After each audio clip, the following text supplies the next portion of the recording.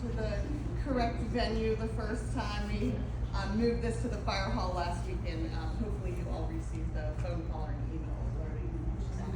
So this is our true crime night, and we have a very special presenter. Her name is Megan Adams.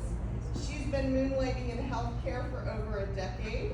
Her favorite topics include Tudor and Elizabeth England, the French Revolution and Napoleon, and the Gilded Age. And she attended Teal College and IUP, and she's been an adjunct professor at the Community College of Allegheny County and Teal College. She's a Kittanning native, but now she resides in Natrona Heights. And has she got a story for you tonight? But there's a story within the story she's very excited to share. Okay, I'll just start with this portrait up here because I like. So when I pulled it in this evening, and if anyone knows Lori that drives a red Fiat, please let me know. Lori with the red Fiat, I'm gonna mess up my mouse, but that's okay.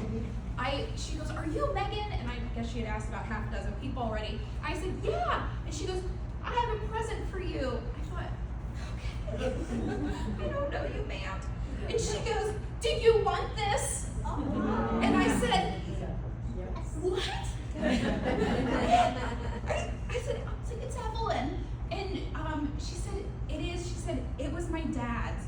She said, "I don't have any interest in this." She goes, "I'm not coming in." I said, "Thank you for being honest." And she said, "But my dad loved it." And she said, "When I saw this advertised, I thought it was him telling me that I needed to give it to you." So I literally was like, I couldn't cry in the parking lot because I did put mascara on today. But I was like welling up because what? And to top it all off, he had a bunch of clippings that she also has on the back. So let's look at those at the end. Let's like get them out and see what they are. But, so this is our subject for tonight. This is Evelyn Nesbit. I am like so tickled. I've been talking in like antiquated ways lately. I said tickled and piecemeal the other day. So let's see what comes out of here. If anyone knows Lori and the Red Seriously. Fiat, does anyone think they have an idea of who this might be? She had blonde hair. Yeah, she was so sweet, but if anybody finds Lori in the Red Fiat, even at Giant Eagle, I am just floored. That's all I got was Lori, and I was like, oh my God, thank you so much. Like, so I can't. And I just told my friends this is just even like a little bit more personal. I've been looking for this picture of my great grandmother, this portrait, for like 15 years. Nobody knows where it went. And so I thought, maybe this is my portrait. Maybe I just give up looking for my great grandma's portrait. But she looked like Patsy Cline in it. So like I want it really bad. But I think Evelyn's it for me now.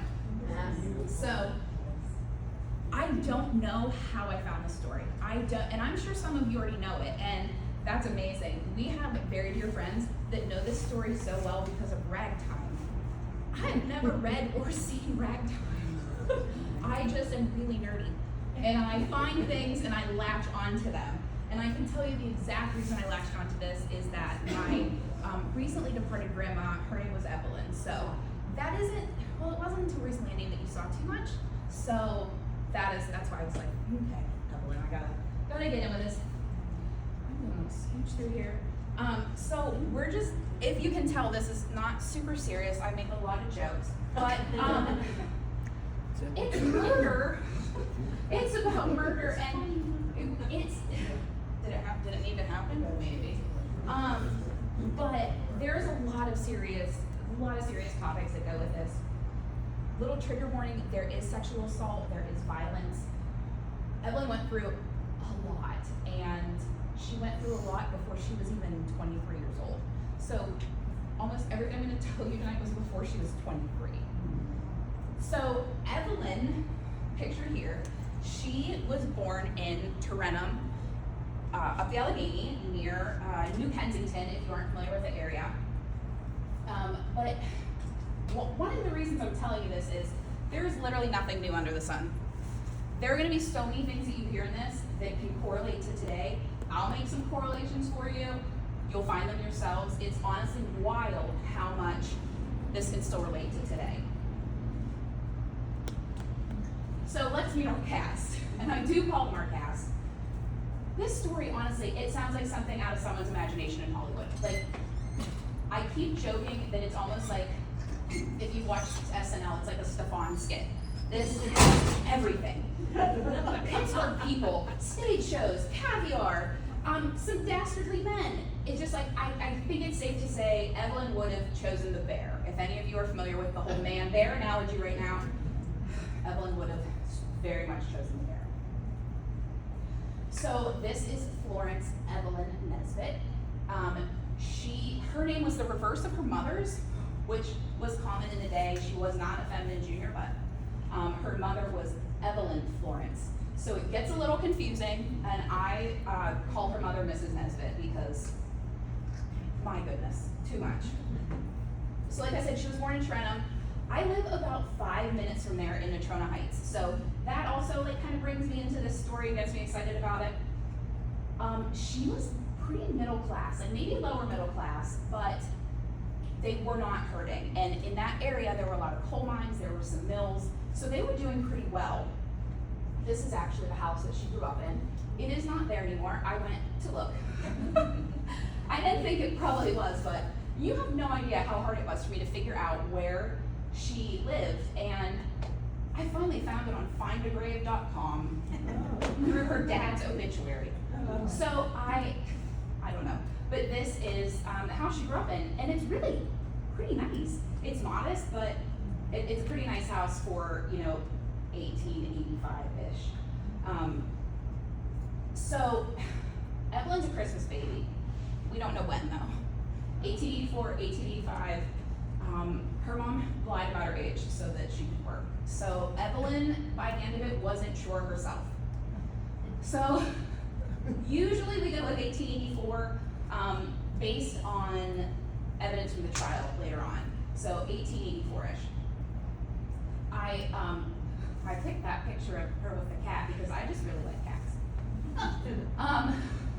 And I have so dug myself into this topic that if you see the one in the middle, this picture of her is super, super famous. And the object of many men's desires, because she looks so innocent. And she is holding a picture there. This is not an exact, I can't find it, it's not the same spell. I looked. But it's almost kind of creepy about this is that you don't realize how sexual this is until you really think about it. Off the shoulders for 1900 that's super risque. The picture is meant really to symbolize like a maiden, like a milk maiden, and this naivete and youth. And it also draws your eye down. There's like so much to tear apart just in that photo. And that is arguably the most famous photo of Evelyn. So I had to buy this picture. It's called Whimper, and I had never heard of it. I'm not an antiques person, but I guess I am now. It's not even the exact print, but I'm numb into it. So there's the Whimper picture. Who knew I'd have all these props? I don't know.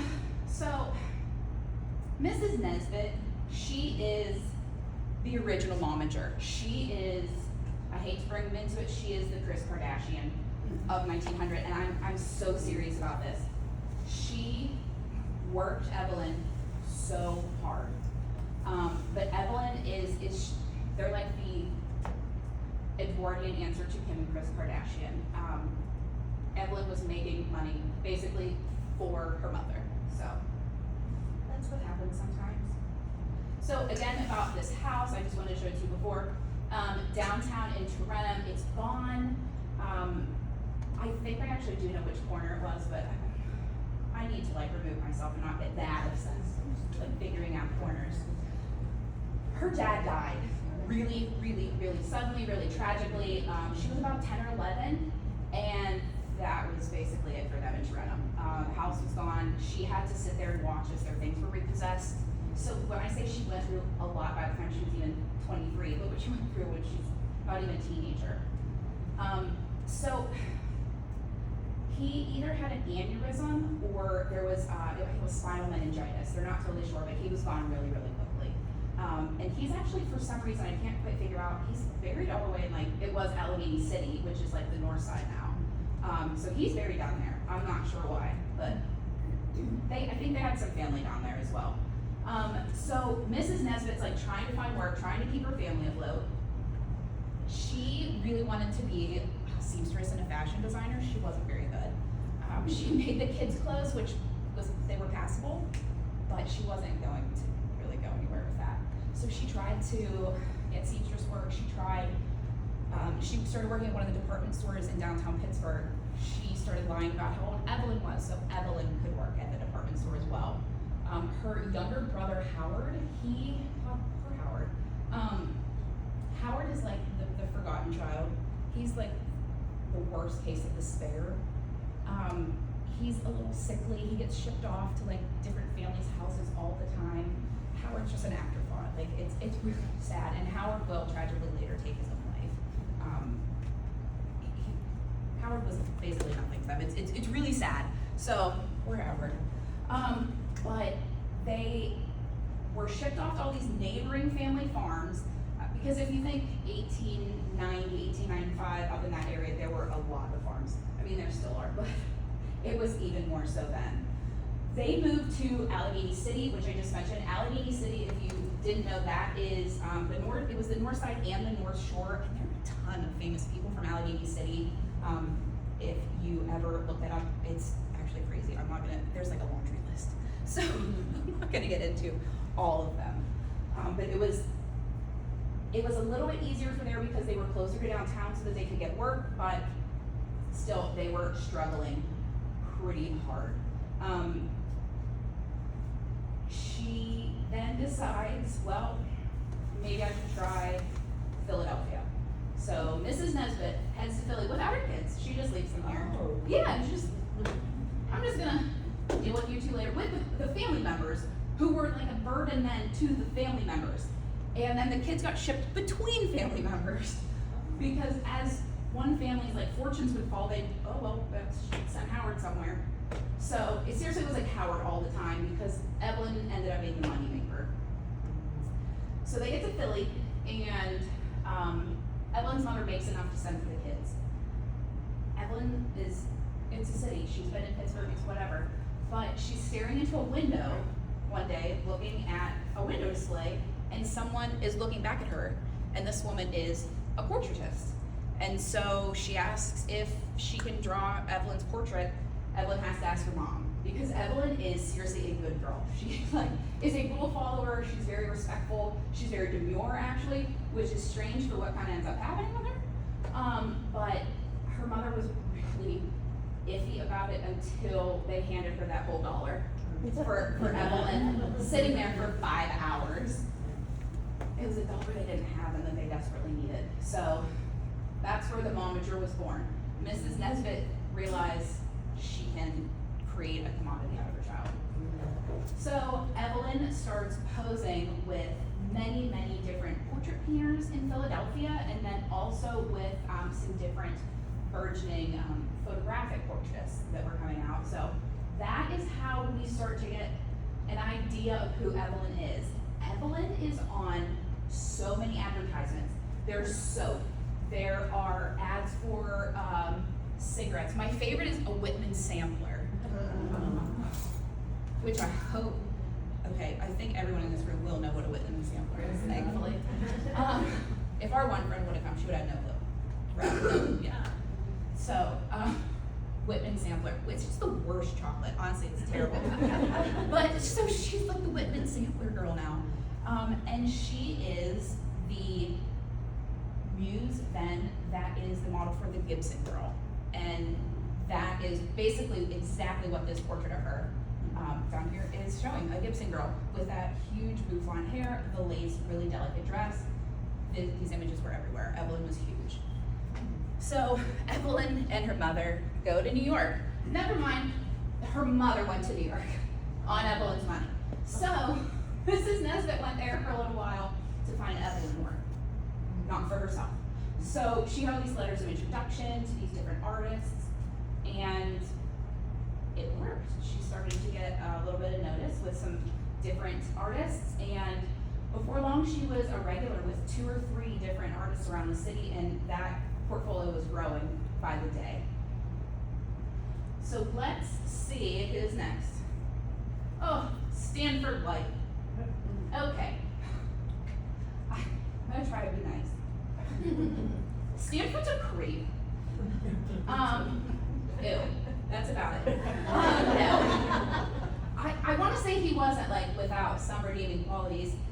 Stanford White, if you are not super familiar with him, is a very, very well-known and revered, respected architect. He is with the firm McKim, Mead and White, and he has that absolutely devastating mustache.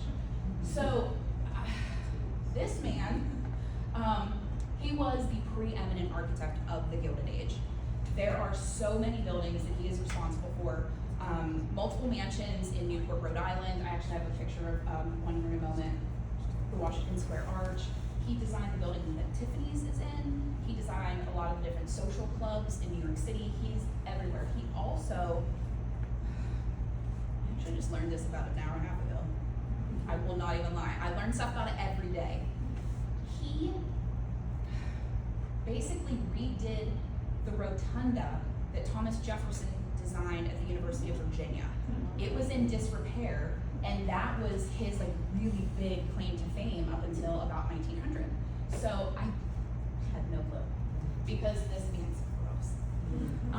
Stanford White is a man about town. He has money, he has power, everybody knows who he is.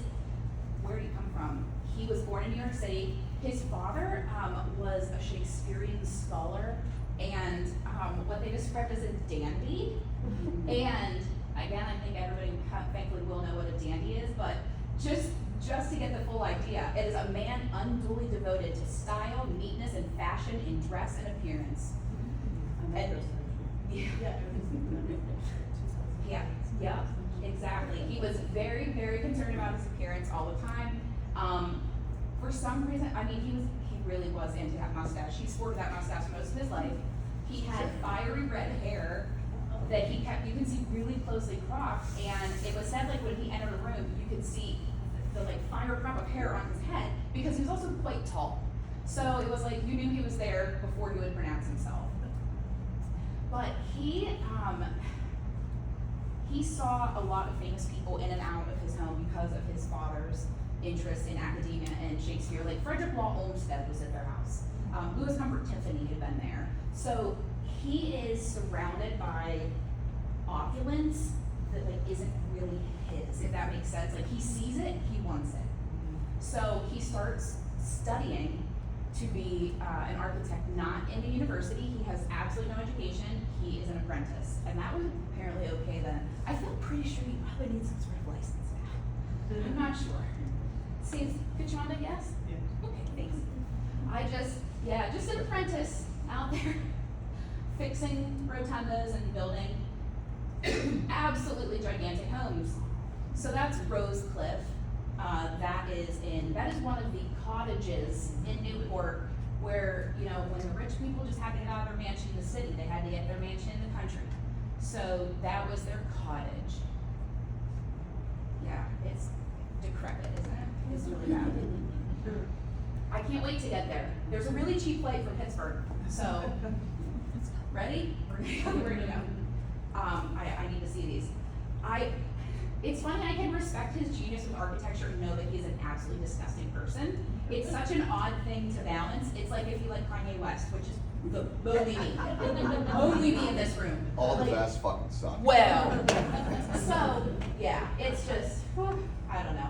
But you can respect him with knowing he's absolute garbage. So, that's our second player. Who is our third and final? This is Harry Kendall Thaw. He is a native boy. He is from Pittsburgh. And I think I also very early on after I learned about this, stumbled upon his grave in Allegheny Cemetery in Lawrenceville, because why wouldn't I just hang out in cemeteries? My poor friend Tracy, I dragged her there the other week. So, because I took pictures of them and then there at the end. But I like saw his grave and I thought, oh wait, I know that name somehow, so that got me back into the whole story too. But he is the heir to a really, really big Pittsburgh fortune. His dad was William Foss Sr. He was in coal, he was in shipping, he then got into railroads. There was a lot of money. At one point, he was in the top 100 wealthiest people in America. And that is a contemporary list. I'm not talking at the time. So that was like, I can't remember when they did that list, but allowing for inflation and things, he is still one of the 100 wealthiest Americans. So this is one of his sons, and what do you say about Harry? Harry is, unfortunately, the perpetrator and a hero in this. He is the murderer and Evelyn's hero in a weird way, and other women's heroes. So we'll hear about that. His family had a really, really big mansion. Sometimes you see it as Squirrel Hill, sometimes it's Point Breeze. I think it's Point Breeze personally. I have a picture of it as well. He got kicked out of a bunch of colleges, one of them being Harvard. So he would tell people he went to Harvard, but conveniently left out the kicked out part. So he never did get an education, and he was not generally accepted in society because, I hate to say it, but this man was absolutely bananas. He would definitely have some sort of mental diagnosis these days. They called him Mad Harry. He was called Harry the Beast. He was not accepted into a social club one time because he thought it was going to be really funny to ride his horse up the stairs of the club, like into the vestibule. They didn't think it was super funny. So he was not accepted into that club. Remember a couple minutes ago I said who designed some of these clubs? It was Stanford. So this starts this seed in Harry's mind that this Stanford White character is out to get him. Harry frequented the theater a lot. So did Stanford. Evelyn will be involved in the theater. So there's literally no way that Harry was not, he knew that there was a connection between Stanford and Evelyn somehow. But he gets really obsessed with Stanford White because he thinks Stanford White personally is keeping him out of society. Harry thought of Pittsburgh. That's how he introduced himself. I'm Harry thought of Pittsburgh. And he thought, why wouldn't he be accepted? His brothers and his father, they're accepted. Sir, you rode a horse up into the club. I don't know what you want to do. He had really violent outbursts as a child. And he was the first son of his father's second wife. And she actually, for my home people, she's from Fort City, or his mom, I don't know. So,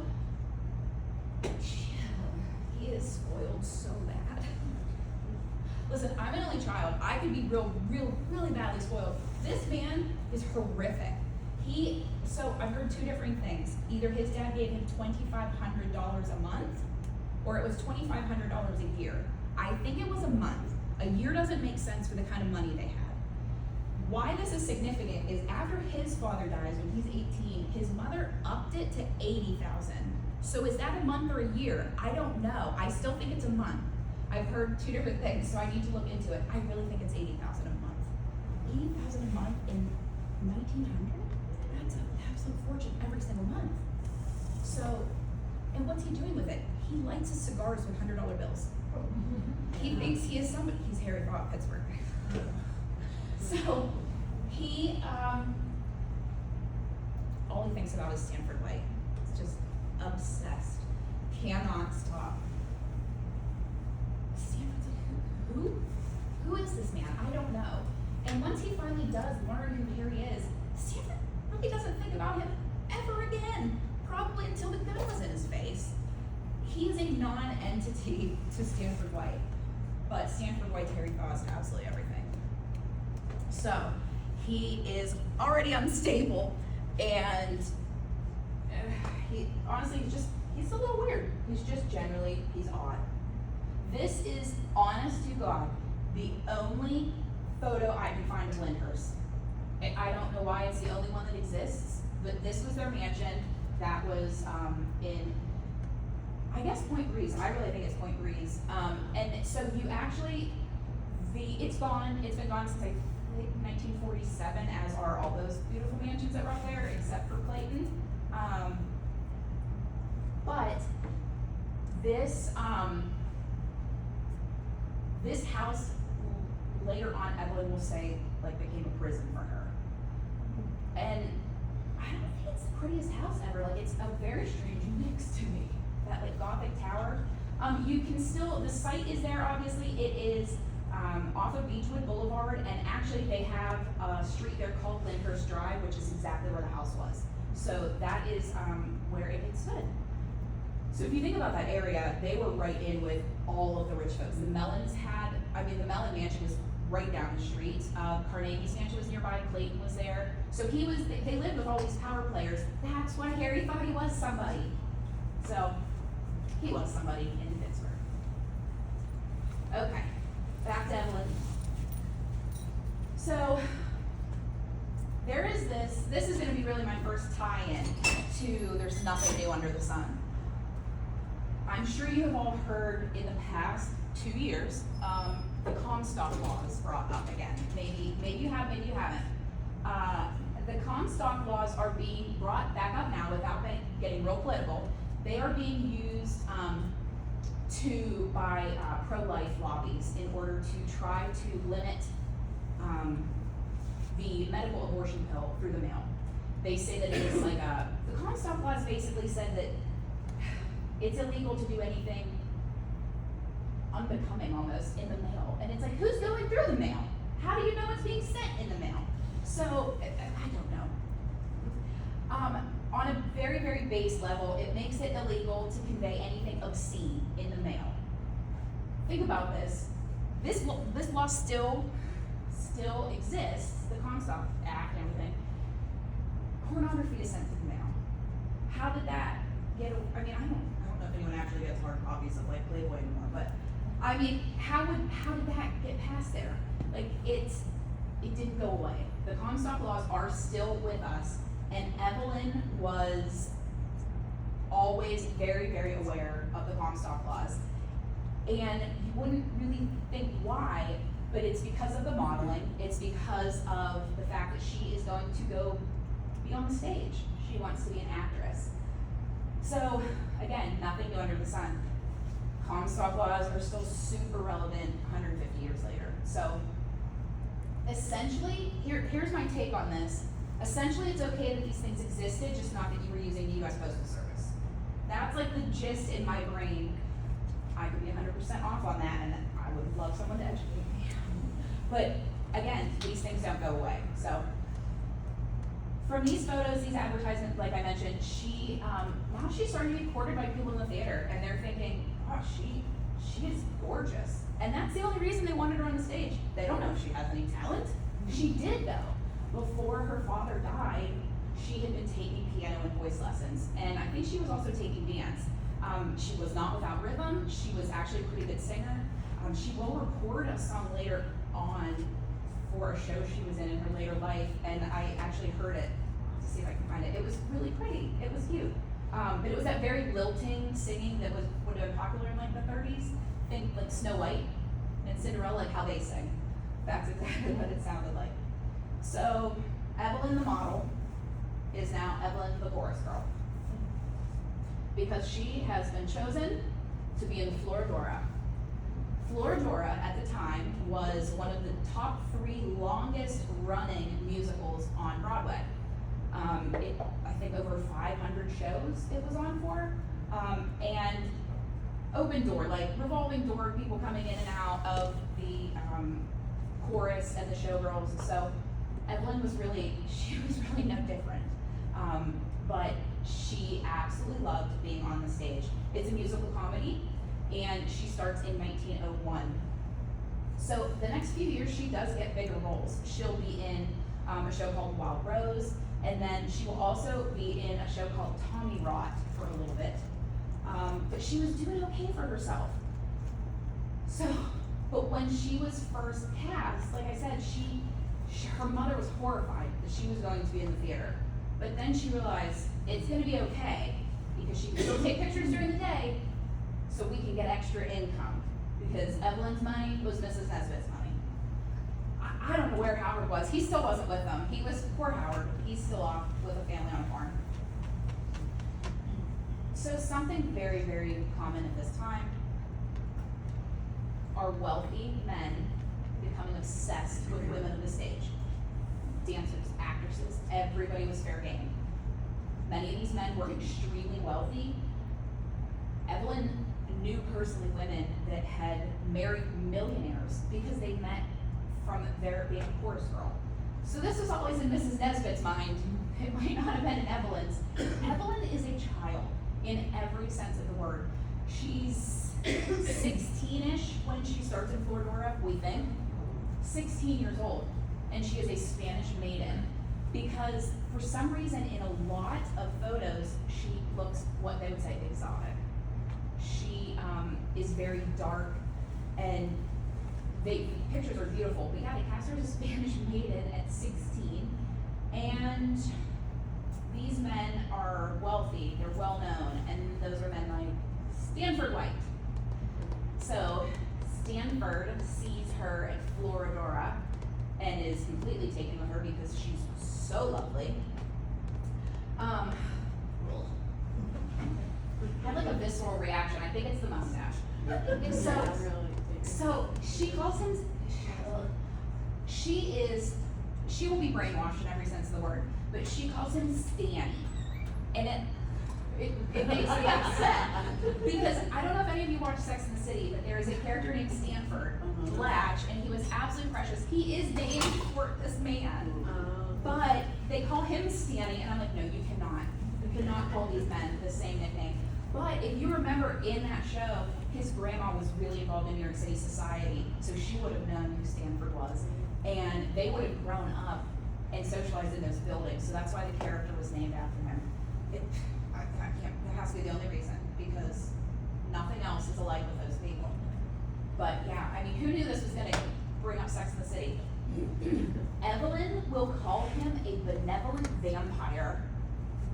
He is so kind, but he is an absolute bloodsucker. He takes and takes and takes, but he is also very, very giving. It was also really common at this time, and this is so strange to us like today, it was really common to be kept, even by very rich men, especially if they had a family and they had a wife somewhere. Stanford had a whole family tucked away on Long Island, just blissfully unaware or ignorant, or they just didn't care what he was doing. Later on, his son is like horrified. Do you know what he did? Do you know who your father was? So Stanford sees Evelyn and starts to try to get in her good graces. He gets an introduction through a friend, and this is actually exactly how Harry will meet her later. Gets an introduction through a friend. So the parallels are there. Very rich men, they find her at the theater, they get the introductions through the friends. The difference is Stanford is outrageously charming. He lavishes her with money, gifts. He puts her whole family up in an apartment. Howard comes back. Howard's back. And he puts them in an apartment, decorates it to the hilt.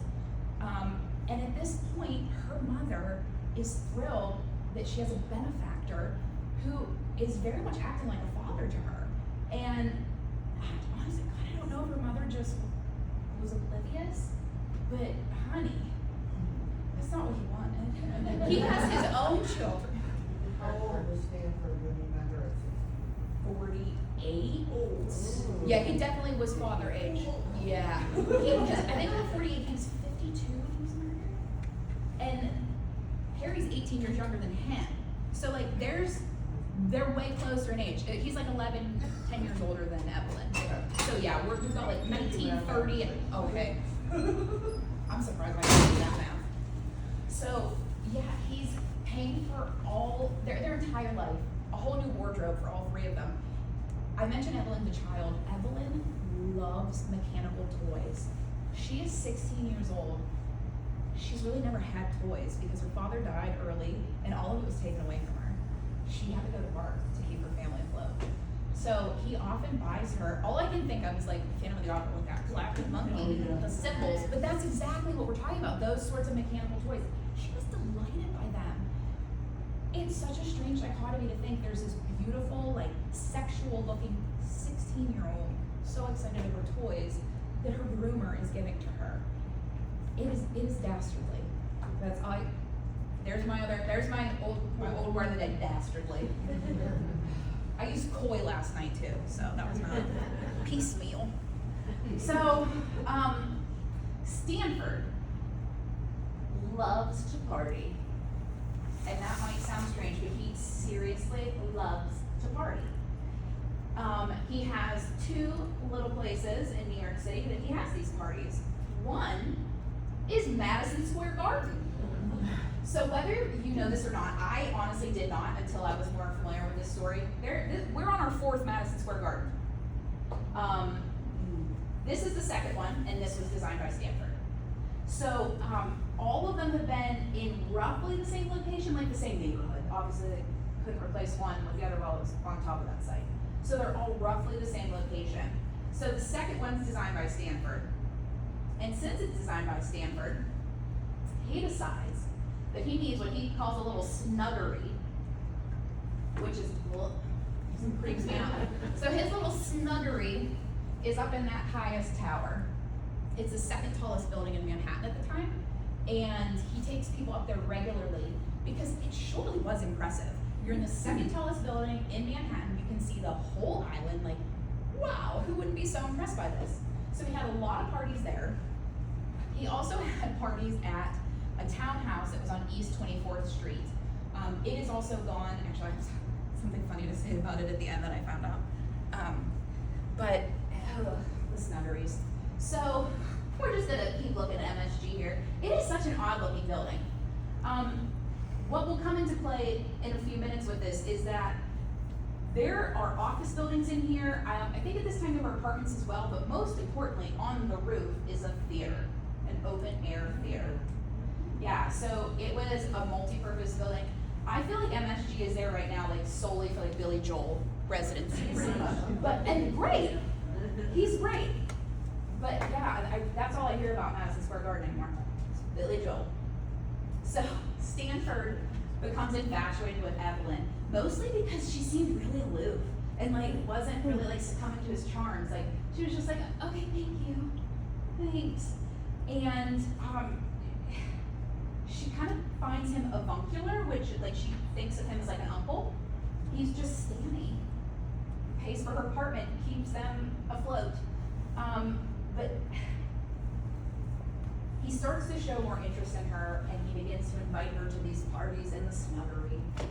And she's meeting lots of different people, and there's so many people there to see Stanford, but he is so focused on her all the time.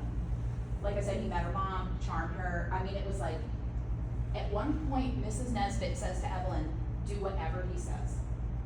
This will so largely come back to my friend ass. Pardon my language. Mrs. Nesbitt, you are so stupid. But so they're just living their lives like this for like a couple years almost. He's just funding their life, and Mrs. Nesbitt's thrilled. It's what she wanted for Evelyn, a benefactor. She got more than she ever could have wished for at this point. She don't even know half of it.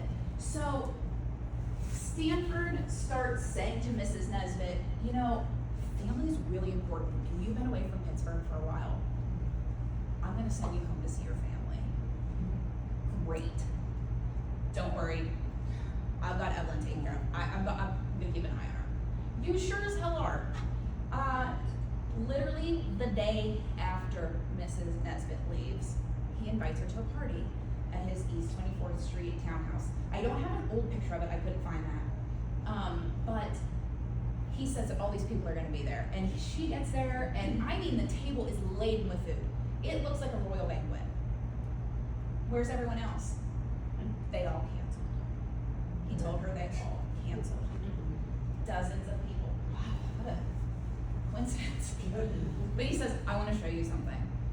So, right? I get a couple things. He gives her some champagne.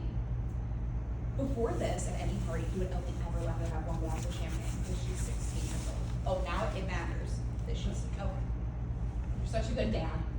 So, she's allowed to have another glass of champagne. That was her first clue something was different.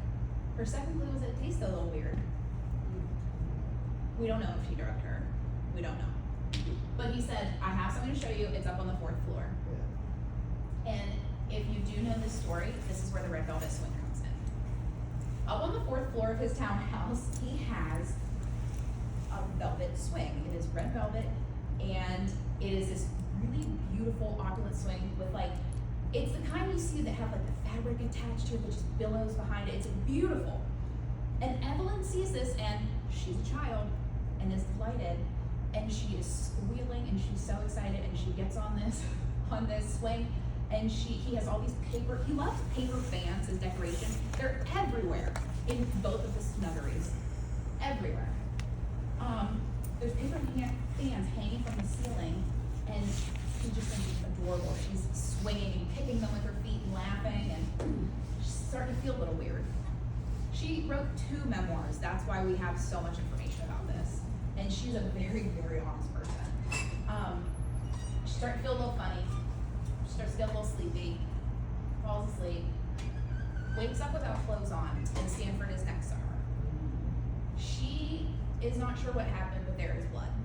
So she has a pretty good idea that she's been raped and has forcefully had her virginity taken from her, which is, if you think about this time, the worst thing that can happen as a woman, because if you want to make a promising match, you have to be as white as the driven snow, and she's ruined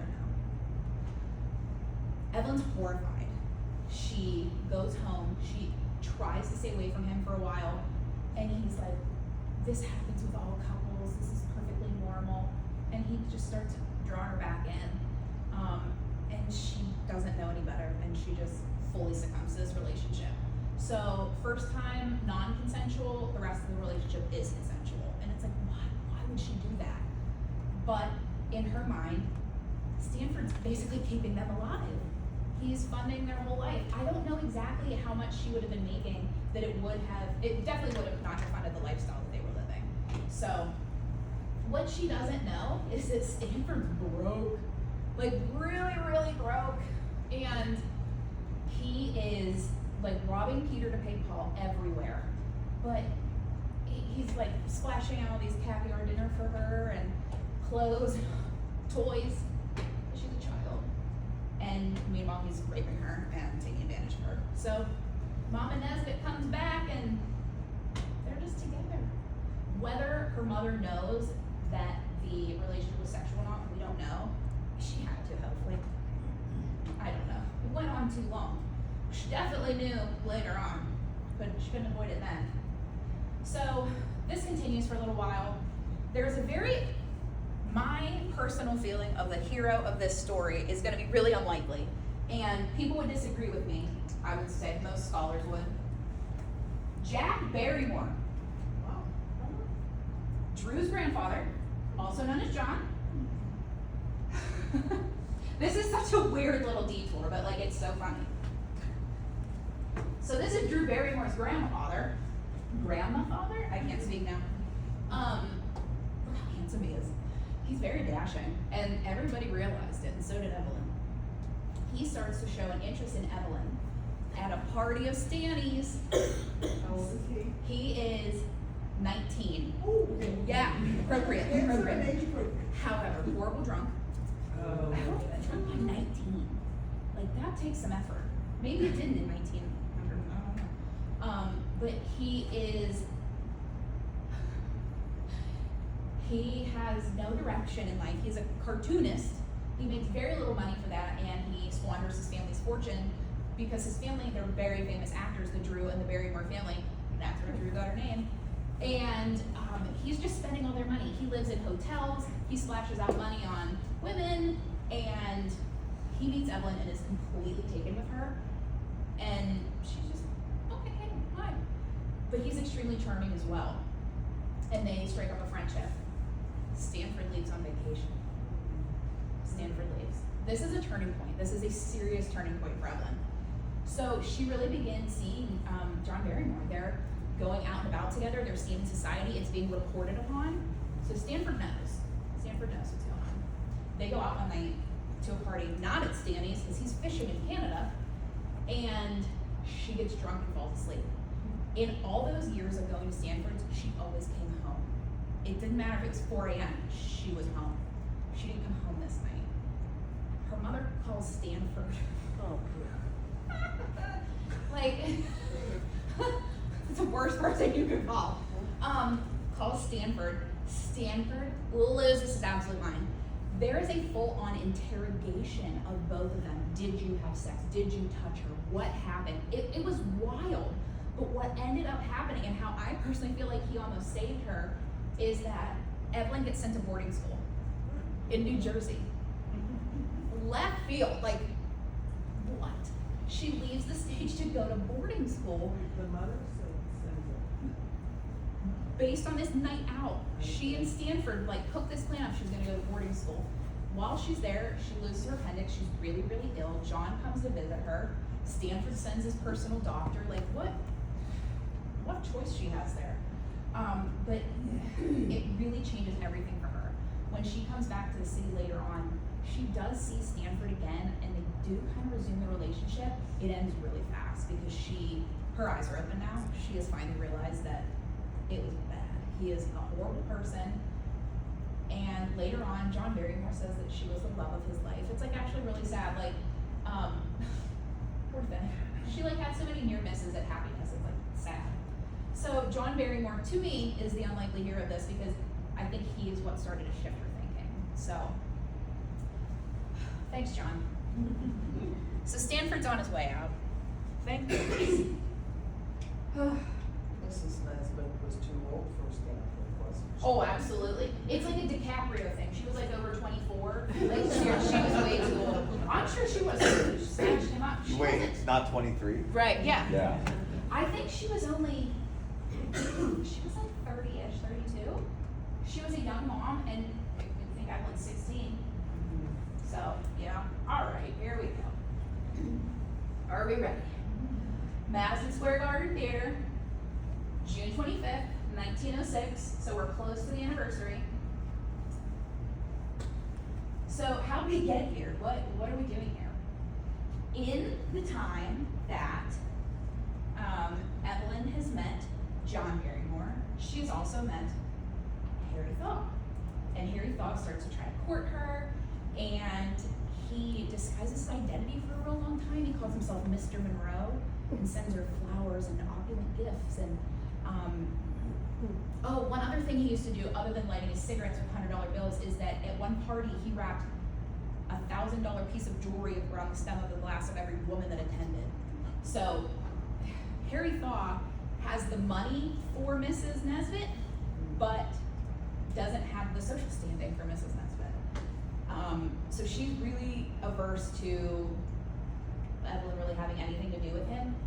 Also, when the Nesbitts were impoverished and living in Pittsburgh, in Allegheny City, Mrs. Nesbitt heard that Mrs. Thaw, Harry's mom, made it a habit sometimes that if people came to her doorstep, she would give them charity, she would give money to them.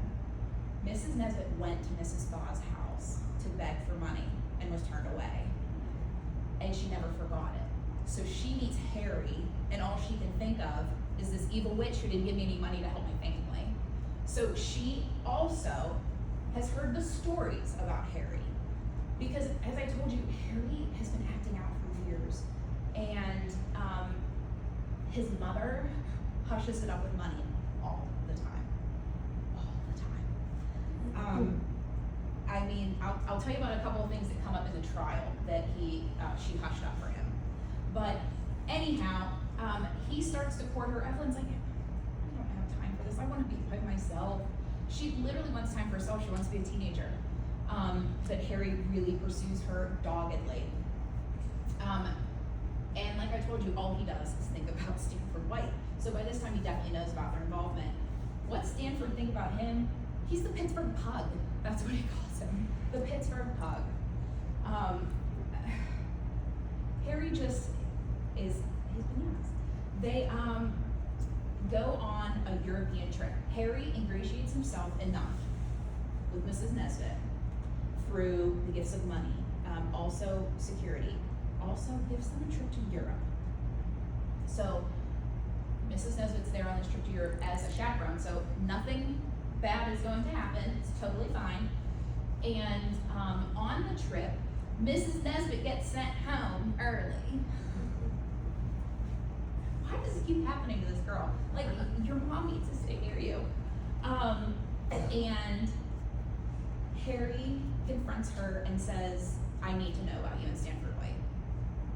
And he is enraged. So she's like, listen, I will tell you all of it. And she does. They spend all night awake talking, her telling him about what happened to Stanford. He is absolutely incandescent with rage. Like, and we don't know if that's when he made his mind up that something had to happen, but he definitely wanted revenge on Stanford White for sullying Evelyn's good name. The reason this came up is because he kept asking her to marry him, and she thought she would never be married because she was a fallen woman because Stanford had violated her. So she kept telling him no, no, no, and that's how the story comes out. I can't marry you because of this. So he's just mad. And she eventually does agree. He basically beats her down. Literally and figuratively. On this trip, he beats Evelyn violently. He does not sexually assault her. But this isn't the first time he's ever done this to a woman. His mother's covered it up for years and years. And this is what Mrs. Nesbitt knows that Evelyn doesn't know. So, Mrs. Nesbitt still left the group and. yeah, it's all about the money for her. And did Harry pursue her because of Stanford? Probably both. Okay. He was really infatuated with her, but then when he found out the Stanford connection, And a bonus. yeah, it was payback. So, they get married. He rapes her on their honeymoon. Again, beats her violently. And they come home and he's just a different person. He's just completely different with her. He just acts completely different.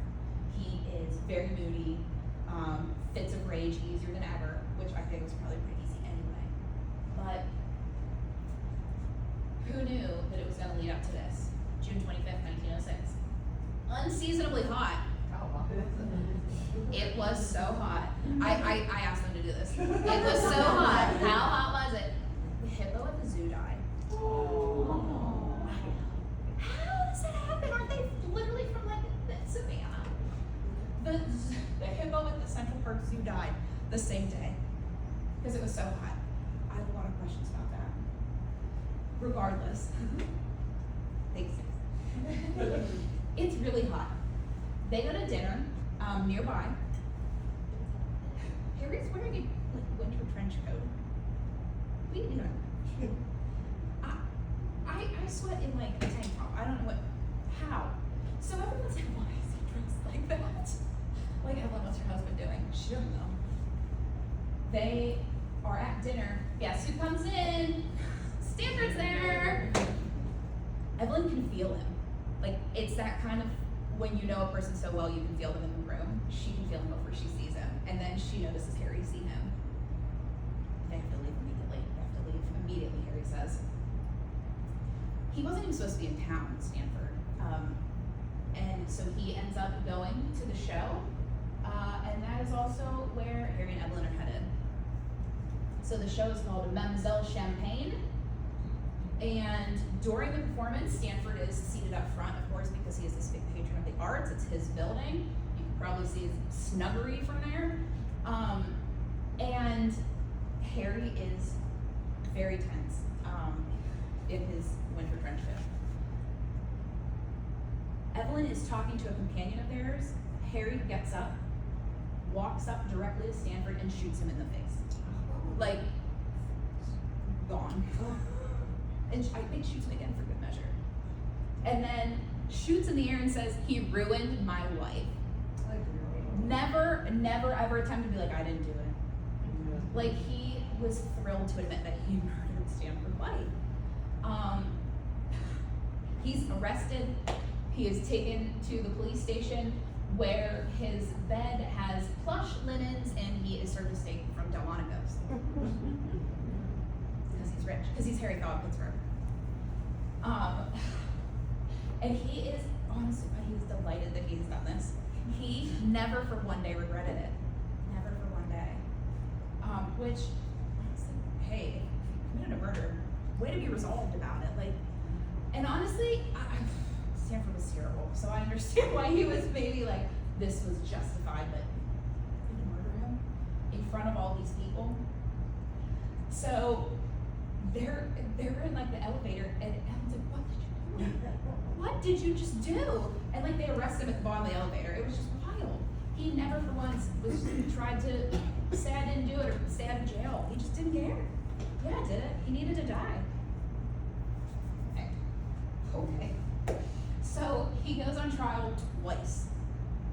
First in 1907 is a hung jury because Mrs. Nesbitt will not allow, we just needed a new picture. Mrs. Nesbitt will not, Mrs. Thaw will not allow them to use an insanity defense. This is the very first trial of the century. Nothing new under the sun. We hear that all the time still. Think of like OJ was a trial of the century. Like this happens all the time. This is the first one. This is the legitimate first trial of the century. And this trial led to the act of sequestering a jury. This was the very first jury in America to be sequestered. And that is because of the nature of the insanity defense, I think. More than anything, they did not want, obviously, them to be perhaps approached by Mrs. Thaw, because Mrs. Thaw was paying everybody off. So I said I'd come back to this. We learned later on that at one point, Harry had been living in a boarding house in New York City, and he regularly would pay $1,000, which think about how much $1,000 was in 1900. 1,000 is a ton to me. So $1,000 to women that he would bring back to his room, violently assault them, and send them on their way, and they wouldn't say anything because they had $1,000 in their pocket. The man is a sadist. There is something wrong with Harry Thaw. Legitimately, there was something wrong with him. So the first one was a hung jury. The second time, Mrs. Thaw says, fine, we'll use the insanity defense. And it works in that he is not sentenced to hang. He is sentenced to Mattawan Asylum for the rest of his life. However, of course he doesn't stay there. Of course he doesn't. Evelyn does testify in Harry's defense. We're not sure if Mrs. Thaw gave her some money. It is rumored that it was, this is such a big number, anywhere from $25,000 to $1 million. Well, that's a pretty big, that's a lot. Either way. We don't know if that was true or not. There's so much like What's craziness. the relationship between him and the papers? Was what? What's the relationship between him and the papers? So it was rumored to be true. He would have a relationship with the papers, right? Yeah. That would be true. But if it was true rumor, but he didn't have a relationship with all the papers, where's the hedge? That's a Sorry, it's a totally No. fucking sick question. but No. Yeah. I'll have to think about that one. What do you think about it? My God. Alright. I gotta wrap this up, sorry. Okay, Harry goes to an insane asylum for a while. He's still so convinced he's innocent. He escapes! He escapes because he thinks he's innocent and he can prove it because he is sane. It worked. I'm not kidding, it worked.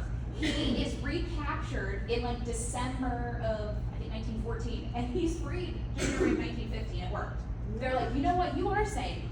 We have evaluated you. Head on out, man. Good luck. Best of luck. Where is she? She is standing by him.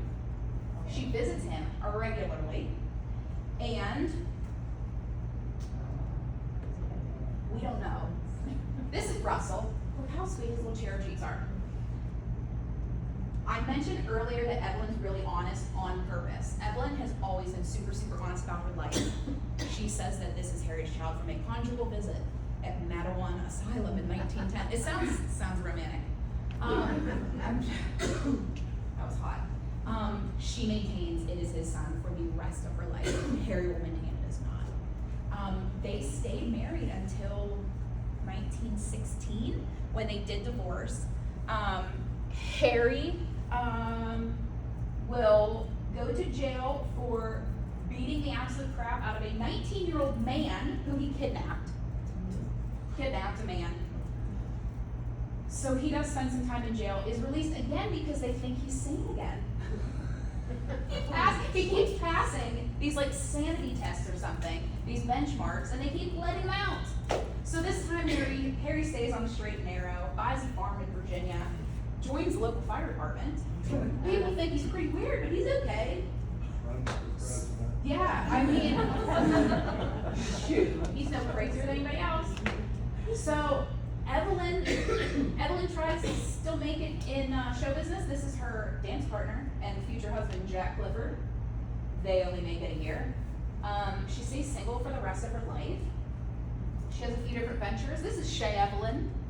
This was in Times Square. She had her own little cafe. I love her little dress. She looks so sweet. She will do a lot of different things. Like I mentioned, she wrote 2 memoirs, 1914 and like 1934. She does Shay Evelyn. She dances. She gets back into acting.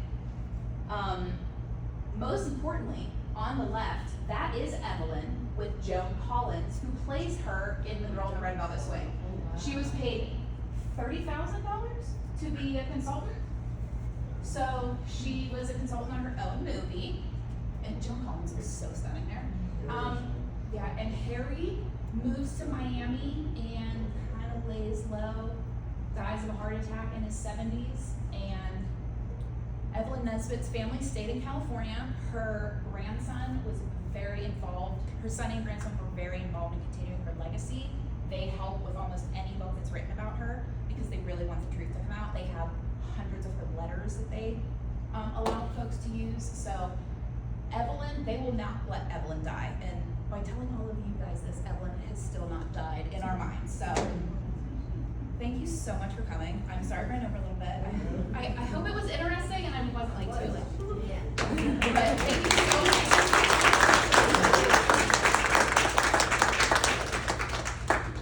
These are just their graves. I'm just putting up there. This is an Allegheny cemetery. And I can't see the, he has this really like inspirational quote on his tomb, and it's like, Harry, come on, you murderer. So anyway, they have a really lovely spot in Allegheny Cemetery if we're nearby. Final thing. No, Evelyn's in California. The Snuggery fell down. It collapsed in 2007. Bye, Stanford. That's it. So there's the Snuggery. There we go.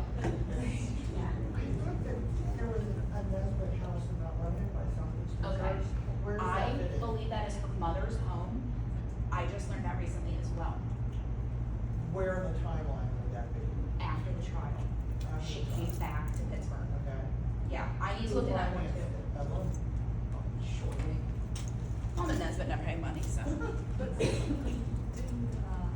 at the end, she went back to work and get over this thing, she had money. Yeah. Yeah, none of it really was enough to ever keep her. I think she had some debts racked up too. But she died in a nursing home and is buried in California, Los Angeles, like the star she is. Good. Thank you. Absolutely.